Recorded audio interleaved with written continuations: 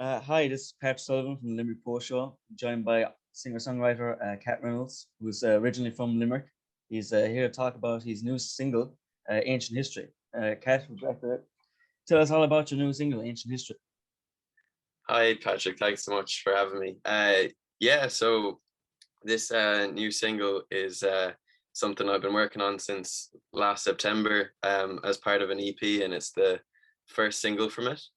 And it's basically a song that's kind of about what my 2021 was like. And I don't really love talking about exactly what my songs are about because I really like listeners to kind of relate to it how they can and stuff like that. But basically, 2021 just wasn't the best year for me, and there was a lot of emotions and kind of just got them all out in the song. And I think if anyone listens, they'll probably be able to guess which emotions those are. And would you, like you said, 2021 was hard in songs, like emotions. Would it be writing music therapeutic for you in a way, especially with this song? Definitely, definitely, it's a form of catharsis for me. I feel like some people go to therapy and I write songs, and it's very handy because it's pretty cheap to do, but it works for me. It gets me through. And music's been a big part of your life. Like what age when you first started kind of singing guitars, pianos? So my I've kind of always been musical. I think my first Christmas present ever was a set of bongos, and my mother sent me for piano lessons when I was like 3 or 4 or 5, around that age. Um, and yeah, I've been playing since then.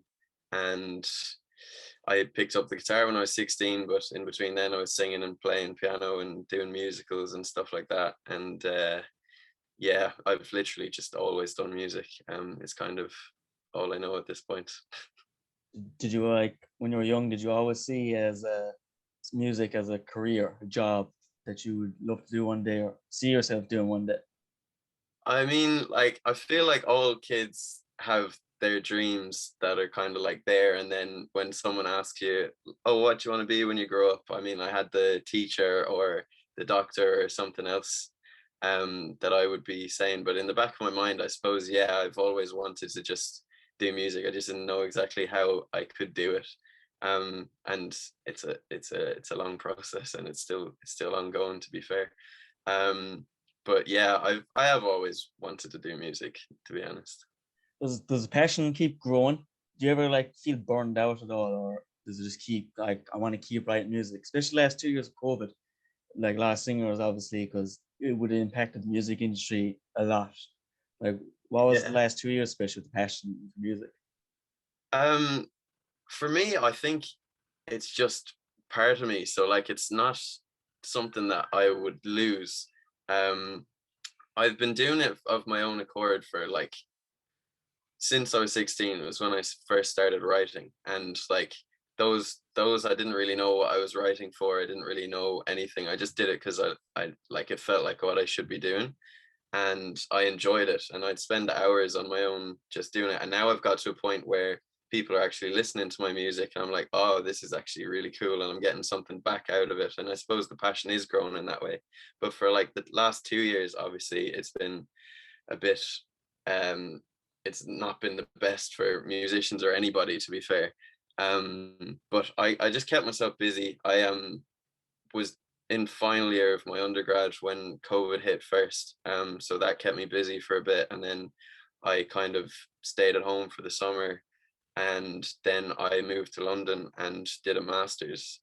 So I've been busy, and the master's was in songwriting, so I kind of had to do it, even if I didn't Yeah. want to, but I did. And what is your writing process? Like writing these songs, especially ancient history. What did you do? Lock yourself in a room, or you hear a lot of writers that do their own thing. Like, Yeah, I mean, I do. I lock myself in a room, especially for my own songs. Like if I'm writing with someone else, then it's kind of a different thing. But for my own songs, I um, literally do that. For this EP, I was actually in Cork with my family last September, and we were renting like an Airbnb, and I locked myself in the attic of it for 4 days, and I came out with the EP at the end of it. And Ancient History was actually an afterthought. I was supposed to do 3 songs, and I got to the third one. I was like, I'm not done.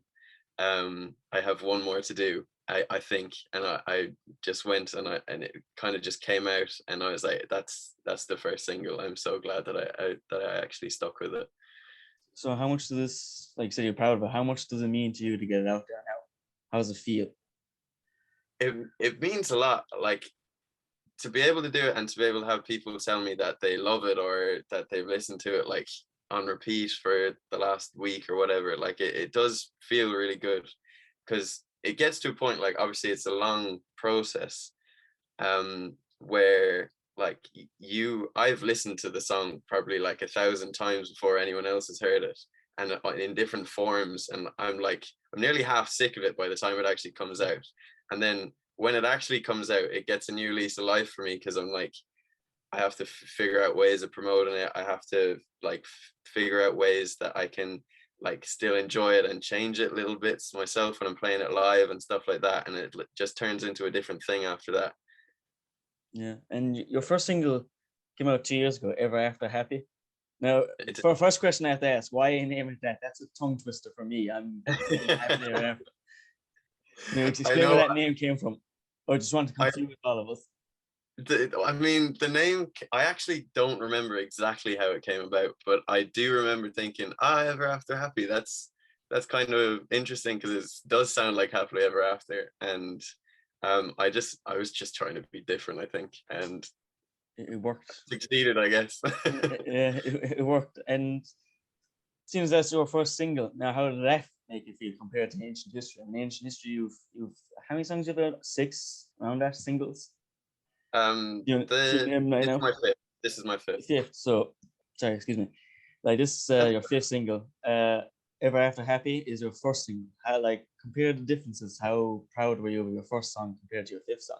Is it just kind of like normal now to writing songs compared to your first one, getting it out there in the world? Yeah, I think, um, I have decided that this is the path I want to go on. So it's become a bit more normal, but at the same time, like, over the last 2 years, it's been weird to release. So I had intended to release a lot more songs than I have at this point anyway.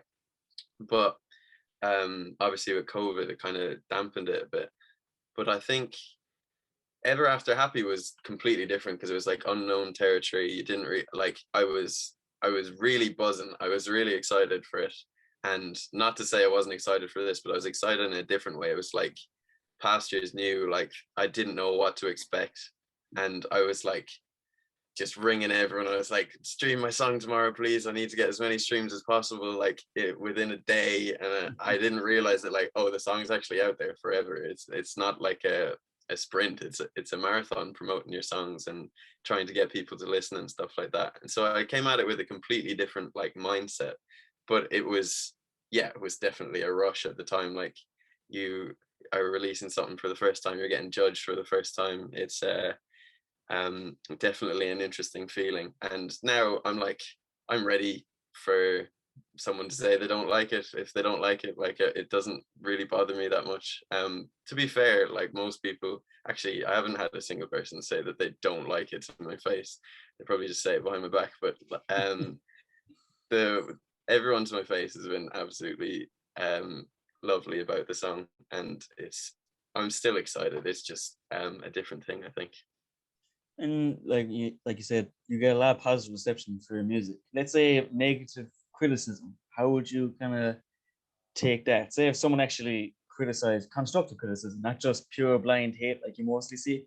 How would you Yeah. handle constructive criticism? Would you, like, take it into account, and then the next song, maybe change some things? Or because it's overwhelmingly positive, is there any point if there's one negative comment but there's 30 positive, is there any point in listening to the negative? How I would you go mean, about it? Because a lot of singers and even writers, anything, they kind of take one negative comment a bit too seriously compared to like 50 positives. So I'm just kind yeah, of wondering, like, no, what? you're right. I think it's very easy to get caught up on negatives. Now, to be fair with this song so far, as I say, like, nobody has actually said they don't like it, or there's something that they would change about it, like too much. But also like it kind of depends on who's saying it. Like Yeah. if it's someone who is a musician and they know what they're talking about, like you kind of have to listen. I've had loads of people say about different songs that I've done or whatever that they don't like something, and like I think my immediate thing, I think everyone, like no one's delighted that someone doesn't like their song or doesn't like what they've done, but I think it's important to just kind of sit with it for a bit Yeah. before you react, because your immediate reaction, well, my immediate reaction is probably to go on the defensive, and you're definitely better off just sitting with it and thinking about it and be like, oh yeah, actually they might have a point, and then come back and kind of deal with it and chat more about it, especially if you care enough about their opinion. Yeah. Like if it's someone who just they don't like that my style of music in the first place, then I'd be like, I don't really mind that. That's fine. That's their opinion. Everyone's entitled to it. Yeah. And Ancient History obviously has a music video. What was that like shooting a music video? What's the process behind all that? It was so this is kind of the first like proper music video I've done. I did one in lockdown that was a bit weird. And I What was watched that one like actually? I can't imagine I shooting a music video in lockdown. oh no, it was crazy. So a couple of my friends were around, like in the 5 kilometer radius at the time, and we went into the woods behind my house and into I can't remember what it's called, but into a park beside my house as well. And we shot in those two places. And like, I'm not a choreographer. None of us knew what we were doing. Two of the lads don't know anything about music or acting or anything. The lad who was shooting it is a really good actor, and he kind of was given some direction, but like we had no idea what we're doing, and it was a fun experience, but it was a bit ridiculous. Like I looked back at it recently and I was like, oh my god, what is this? This is an interesting video to have out there. But you know what, I enjoyed the whole thing, and it was making the best of what we could do at the time. And like it's completely night and day from what this shoot was. This was a very much a more professional setup. Tom, who shot it, is and like he's amazing behind the camera, and his editing skills are fantastic. So it was very different. I knew it was going to work out before it even happened. Like I had the idea for the video, and it's a very simple concept, really. I'm just in two locations and I'm playing like the piano in one and guitar in the other, and like I didn't have to do any movement or anything. It's just kind of, because the song is so emotional, I kind of let the music do the talking for it, and then Tom just made the visuals look really professional, so it kind of just works well together, I think. Yeah. And now that Ancient History is out there, it's done. What's the next step? What's the next song? What's the next plan? So the next song is actually out in July, and it's called Never Wanted to Stay, and it's the second single from the EP I was talking about. It's a 4-song EP, and that will be out in early September. So that's the plan. Starting to plan some release gigs here in London and some in Ireland, and yeah, that's kind of what's next. It's very exciting. I have a lot planned, and I won't tell you everything, but that's kind of the general gist. Yeah, it's good. Well, congratulations on the song, Kat. You want to like tell everyone about Ancient History, where they can listen to us, where they can watch the video, if you want, before we Yeah, head away? perfect. So it's available on Spotify and SoundCloud, Apple Music, like whatever streaming platform you use. It's pretty much on everything. Tidal, Deezer, like even the ones that I don't even know the names of. And the music videos on YouTube. Just search Cat Reynolds Ancient History, and it should come up. And yeah, I hope everyone enjoys it if they do go and check it out. Thanks, Kat. Thanks for the quick chat, and good luck in your next song. And Thank you very much, Patrick. well done again on the Ancient History. Thanks very much. Cheers. Thank you.